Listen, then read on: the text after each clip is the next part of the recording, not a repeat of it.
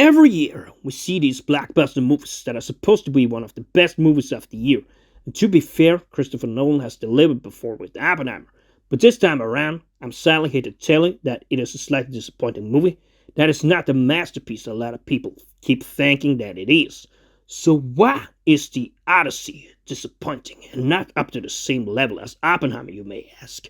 Well, first and foremost, the movie has a slow start during those first 30 or 40 minutes. The only real exciting thing is about the Cyclops that Odysseus and his army meets in this cave, where there's a lot of suspense between them and the creature, and they try to escape from it. Of course, also with the slow start, it becomes a bit hard to get into the story right away. Another reason why the movie is not up to the highest standard is because of the cast. Of course, we have to mention it, although these characters like Helen of Troy or Athena does not have a lot of screen time, it still feels less authentic than Lupita Nyong'o, a black woman, is cast to play Helen of Troy. It is also strange that Elliot Page, formerly a woman, is set to play the soldier labeled to be one of the bravest in the crew of Odysseus, which becomes just so stupid really. Even towards the end, Odysseus says that he is called Sinon and that he is the bravest soldier he ever knew, said about a very small character that looks nowhere like a real soldier. This movie is supposed to be based on Greek mythology, but takes a bit of a wild change in the cast to make it more modern and inclusive.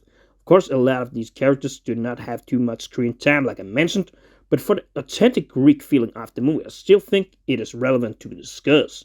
However, the biggest problem with the movie is that it is hard to feel the same level of immersiveness as you did during Oppenheimer. In that movie, from start to finish, you could lose yourself into the world of making this atomic bomb. And I will also say that the cast also was better in that movie. Although, of course, the Odyssey needs a much larger cast than Oppenheimer does.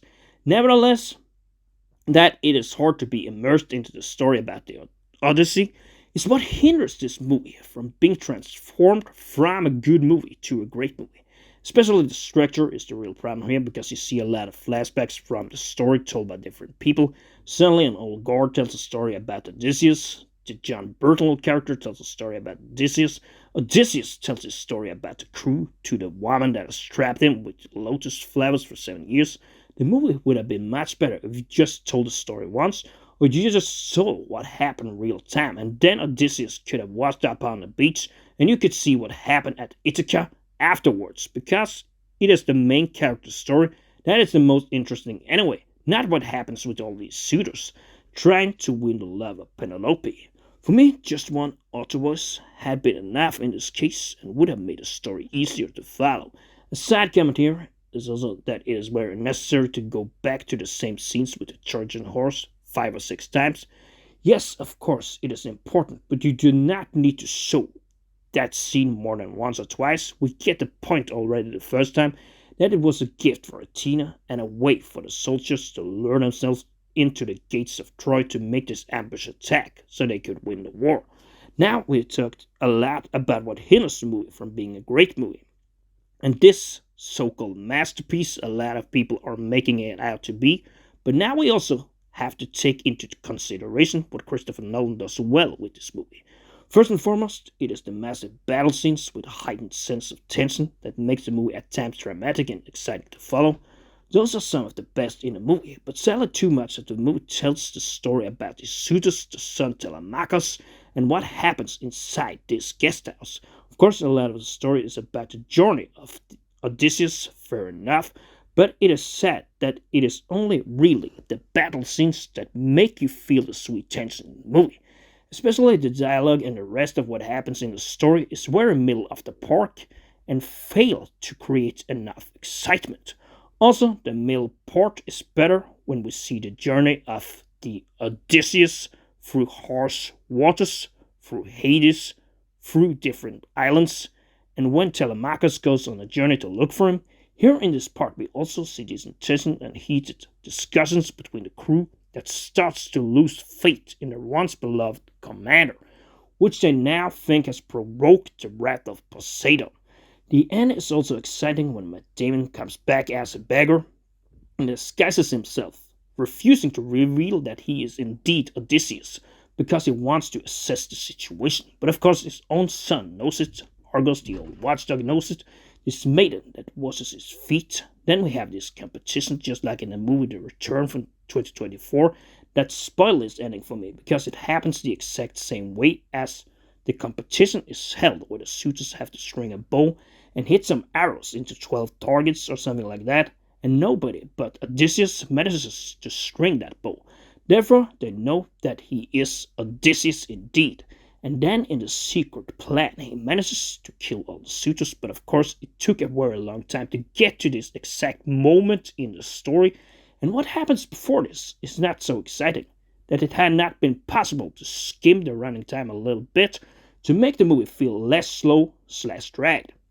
He then succeeds in the end, goes into exile, leaves the kingdom to Telemachus and Penelope, and they have this long drawn out dialogue about the poems and songs.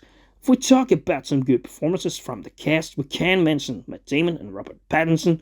Matt Damon firstly does a quite good role here, that is a quite step from Oscar worthy, but it looks like something of the same as it did in the last Duel movie, if you remember that one from 2021, where he absolutely goes out of his way to show himself as a leader, both strong, vulnerable, and humble. If we talk about Patterson as this sleazy Antonius, would say that he manages to do that role quite well as his arrogant suitor rejected by Odysseus that traded places with Sidon, and he gets angry when Odysseus brings back this lad to Antonius as a proof that he would not be part of his army. As this sleazy, arrogant bastard, he does quite well, but in the massive cast, only these two actors do their performances really well, while the others really does not give you any grand performances that you remember. Generally, however, as a whole, the movie feels too long, as I said, to last 2 hours and 52 minutes.